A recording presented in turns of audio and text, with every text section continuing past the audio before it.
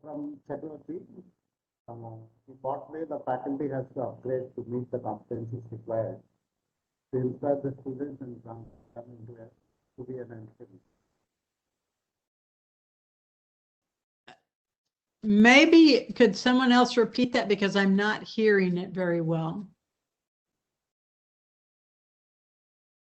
Am I audible now? Yes, that's good. Yeah. Here is a question from Chakravarti. In what way the faculty has to upgrade to meet the competencies required to inspire the students and transform them into an entrepreneur?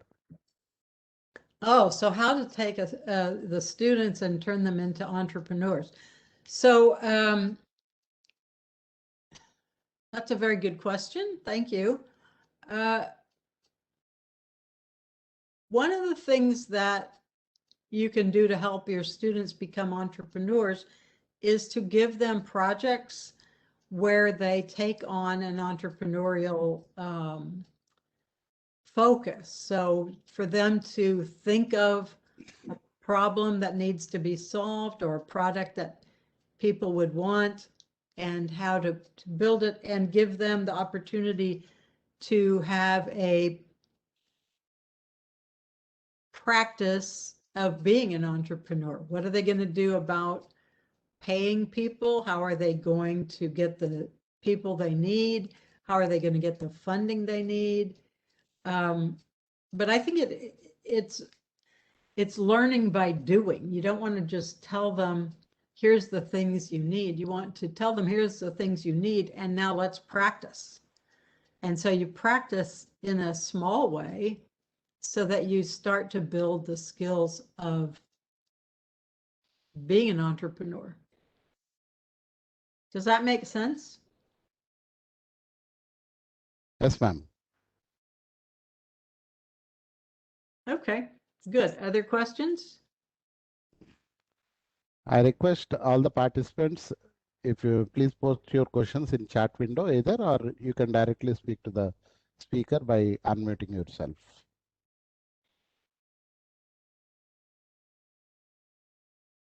I have one question, ma'am.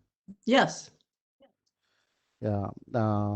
Being a faculty member, how mentoring will help the students in becoming, making them to be the leaders, future leaders?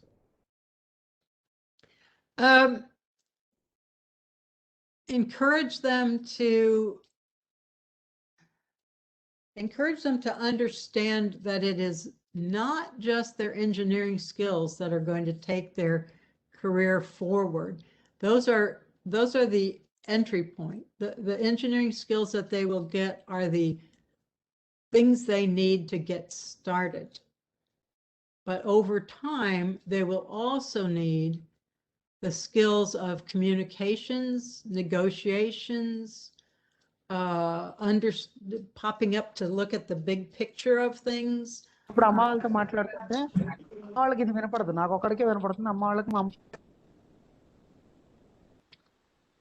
Didn't understand that. Anyway, that understanding that they will need other skills going forward, and so that they should continue their education after graduating from college to build the skills needed to be a leader.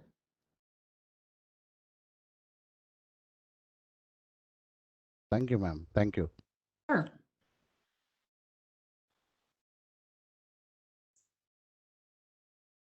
If somebody wants a question, let them raise their hand so that I can just make them for a speaker. Otherwise, we are getting a lot of noise from other speakers. Yes, sir.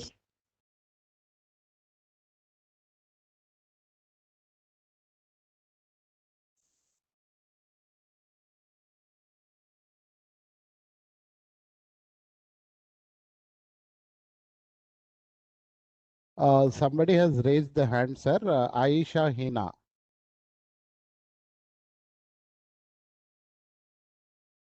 Good evening, everyone. Am I audible? Yes, Yeah. yes. Please go ahead. Good evening, ma'am. Thank you so much for your wonderful session. Thank you.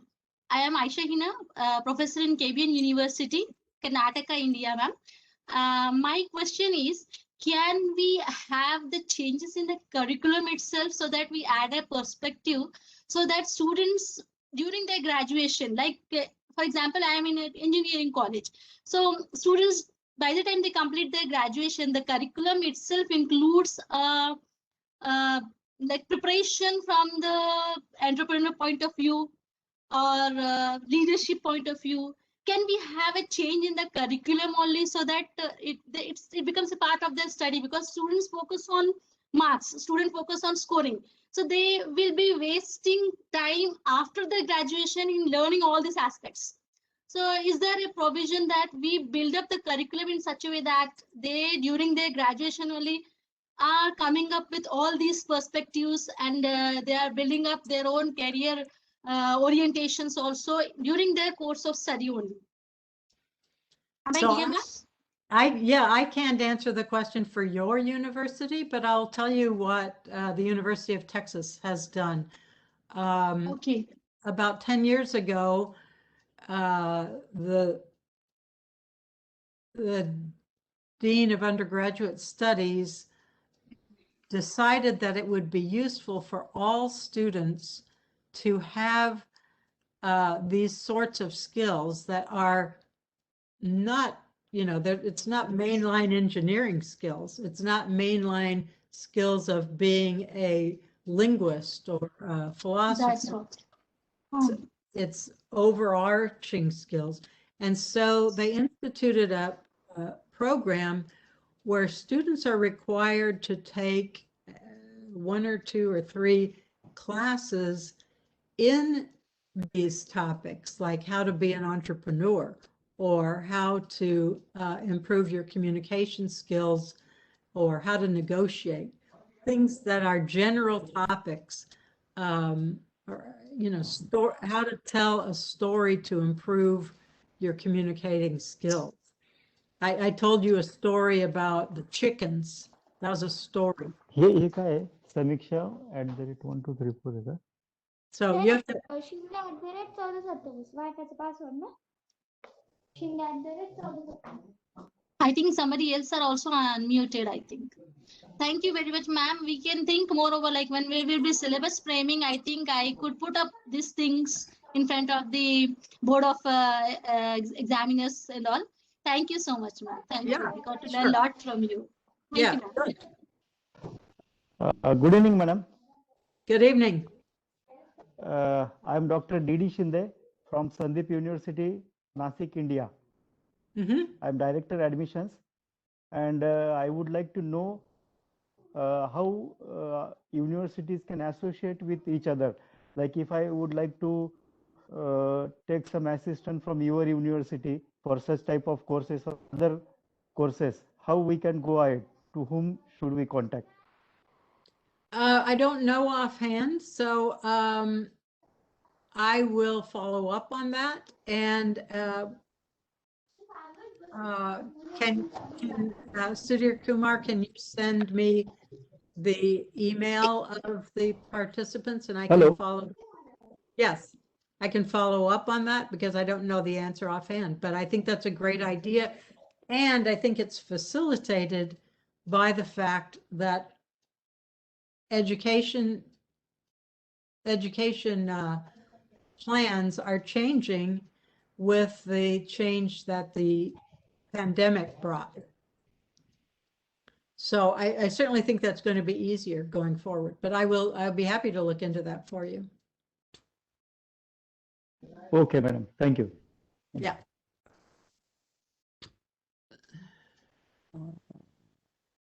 Hello, ma'am. Yes. Good evening, ma'am. Good evening. Excellent session. Thank you for giving this wonderful session. Mhm. I am Sai, actually heading one of the college at Hyderabad, VNR Vignan Jyoti. Many parents come to me and they will tell about their children are most of the time they are chatting with phones. Yeah. They are unable to tell their children. They are coming to me and telling me to take their cell phone. How can we handle such a situation? That's not easy. You certainly can't take away the children's cell phones. But you could talk to the students about the idea of the 90-minute sprints. And with those sprints, you turn your cell phone off for 90 minutes so that you're just focusing on, say, a class project that you want to finish or some homework that you need to finish. And then when you take a break, you can look at your cell phone. At the end of the day, you can look at your cell. You can tell them about that and encourage students to use that method. We are doing, but some of the parents, they are more keen on education instead of focusing on all other things. 24/7 student has to concentrate only on academics. Well, I think you could tell the parents that the 90-minute sprints that I talked about would be helpful to them, and that would allow their students to really focus on education for the 4.5 hours per day and have other time left for other things. They don't need to be 24/7 because that's really not good for them. But tell them how that's how people accomplish things. That's how people are able to get good things done. And I think I had some references in that slide, which when it's posted, you can go back and look at those references to read the research behind that. It's not just, I'm not just making up this 90-minute sprint thing. It's not my idea. But I read about it when I was researching productivity. And so if the parents are worried about the education, excuse me, of their children, if they can teach their children to focus for 90 minutes and then do something different and then focus for 90 minutes and then do something different and then focus for 90 minutes, they will actually be teaching them a very valuable approach to productivity for their whole lives. It's not just about education or work productivity. But here our system works from 10 to 4 for children. How can we reform it? Could you please suggest us? So if your university is open from 10 to 4, is that what you're saying? Yes, ma'am. Do the students have an opportunity for a break at, say, 11:30 or 12 for lunch? Yes, ma'am. Okay. And then do they have a break in the mid-afternoon as well? No, ma'am. Only 5 minutes after each hour. Okay. Then I would say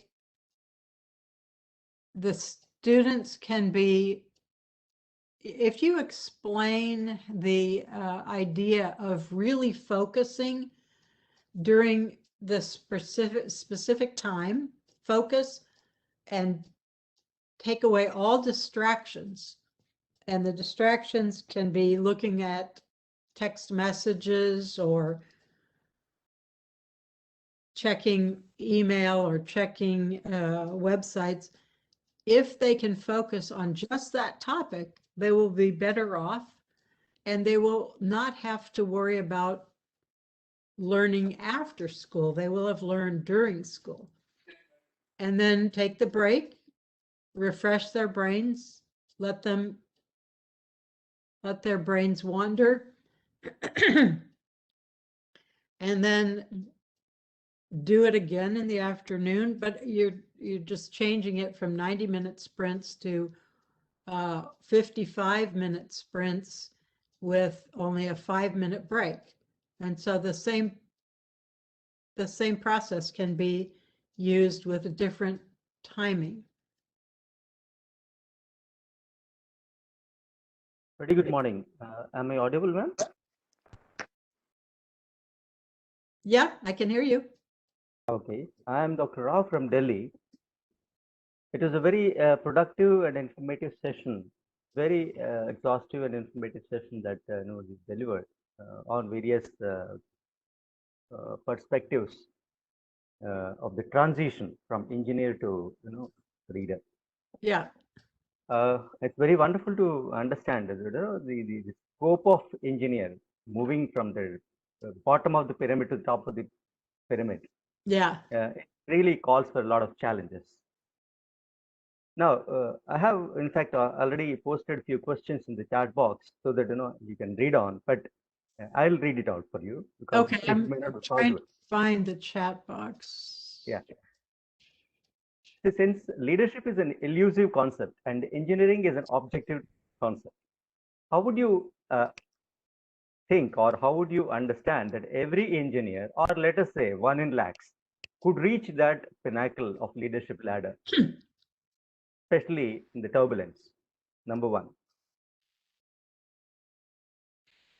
Number two, if we look into the history itself, we know you are since from the computer background, Charles Babbage, the father of computer science, and also the father of the management philosophy.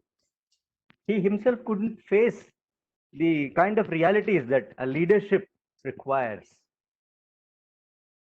if I'm not wrong. Mm-hmm.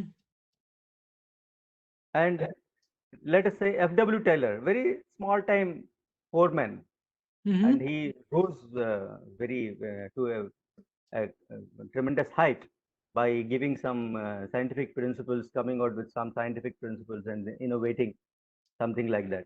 So they are not applicable right now, unless until it is a pure manufacturing sector. But he could surpass even Charles Babbage. Charles Babbage, in fact, been overshadowed by Taylor's efforts. So such kind of, I would say, it is a manipulation. So such kind of manipulation, do you think it is required constantly for to become an engineer from engineer to leadership? Because leadership is very fascinating. It's very elusive. It's not concrete. It is abstract. It requires a lot of soft skills, a lot of diplomatic skills, a lot of communication skills. So yes. While acquiring these skill sets, we tend to forget the actual skills that are required in the operations. Let's say, for example, if I'm in the quality segment, I'm a quality inspector. Over a period of time, in the eagerness to become leader, I might forego, I might forget, I might fade away with all the concepts and doctrines that I read in the quality management. And that is why perhaps Peter's principle, there's a Peter's principle. He says, over a period of time, people raise to their level of incompetence. Right. And if such is the situation, organizations will doom. Yes, and you've brought up some really important points, and I think that what's required is a balance, keeping both your engineering skills and developing at the same time some leadership skills. But you've also brought up the serious problem that sometimes people who lack the engineering skills but have good communication skills and good networking and good self-promotion skills, they might assume a leadership role without really the good qualifications that are necessary to help them make good decisions. So that's a big challenge to the organization. It's a challenge in every organization. Yeah, in every industry. And it's a real problem. And I don't have a good solution, but it's something that bothers me a lot. I wish how can you encourage people to be good people? I know. Yeah, thank you very much. In fact, at the same time, I posed another question when you said there should be a balance. There can be a balance by hook or crook, but there can't be a happy balance. When we say we have to strike a happy balance, well, let's say I'm from the field of project management. I'm an author of project management, and I also taught project management in Oklahoma State University, Stillwater during 1991, 99, and 2000. Yeah. Yeah. I was doing my postdoctoral. Yeah. Oh, good. Good. So while striking a happy balance between quality, schedules, and time, it's very difficult. Yeah. However, tools that we may apply, maybe WBS, maybe Gantt chart, maybe PERT CPM, whatever it is, we try to crunch on something. That means we try to surrender something to gain something else. So the surrender means what? We are not actually striking a happy balance. I really like your expression of striking a happy balance, and it's something that we should all aim for. Yes. It's not easy. Yes. Thank you very much, madam. I think if no questions are there, I think there is one more participant raised the hand. Vijaya. Vijaya, are you there? Ma'am?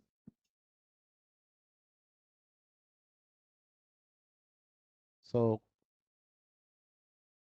yeah, please, madam, you can unmute and speak, Vijaya.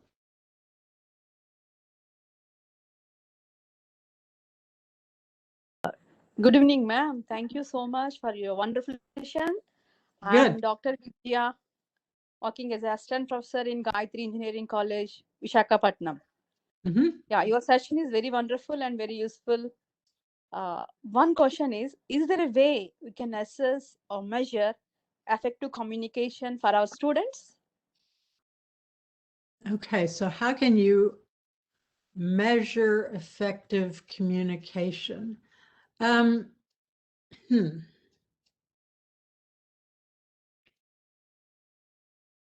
I teach a class that I call leadership improv.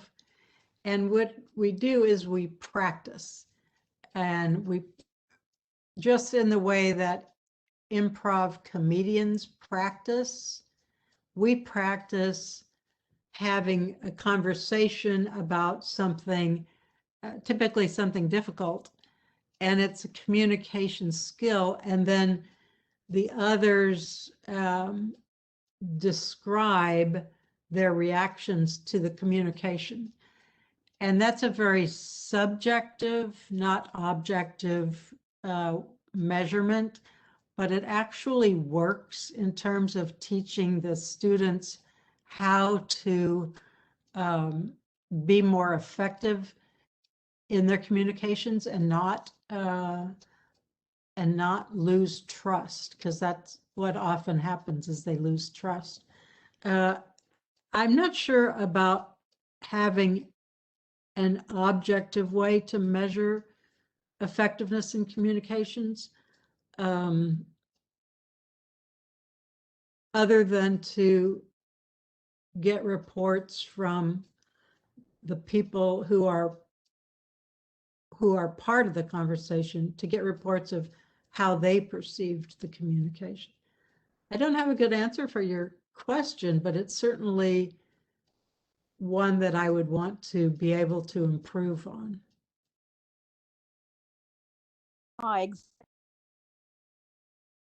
Engineering curriculum, it's very big task to us, the faculty members.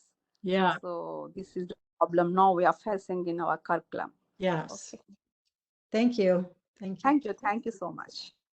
And thank you all of you for your great questions. I really appreciate them, and I will try to get some answers that I can send back to you as I learn them, as I learn the answers. And I really appreciate you taking the time to attend this talk, and I really hope it's something very practical for you, very practical that you can use in your own life, whether it's to ask your spouse for something, or to ask your students for something, to ask your dean for something. I hope it's practical for you. Thank you very much, madam. You have given almost 1.5 hour, 90 minutes talk followed by Q&A. You have answered almost every question very patiently.